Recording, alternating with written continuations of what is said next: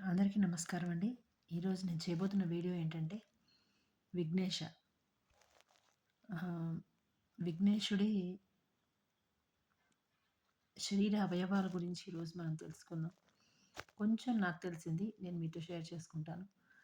నచ్చితే కానీ like, share and subscribe చేయండి. వీడియోలోకి వెళ్ళిపోదాం.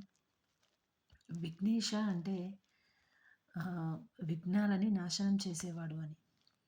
అలాగే గణేష అని, విఘ్నేష అని అంటుంటారు కదా!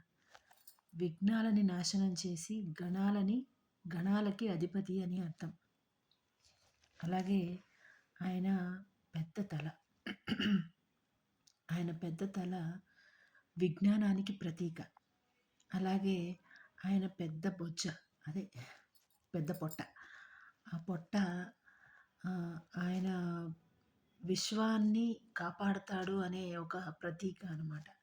అలాగే ఆయన కళ్ళు నిశితమైన పరిశీలన. అంటే మనలాగా ఇప్పుడు మానవుడికి లాగా ఎదురుగా ఉండవు, పక్కకి ఉంటాయి.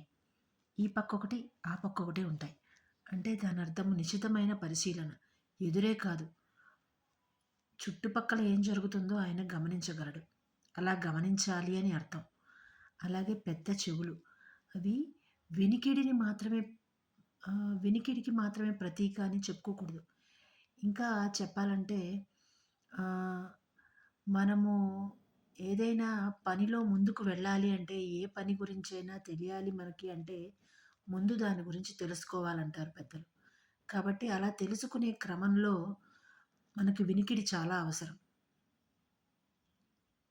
ఎక్కువగా ఏదైనా జ్ఞానాన్ని సముపార్జన చేయాలంటే 2 విధాలుగా ఎక్కువగా తీసుకోవచ్చు. ఒకటి వినడం ద్వారా, ఇంకొకటి చూడడం ద్వారా. ఆ రెండిట్లో ఇది ఒకటి.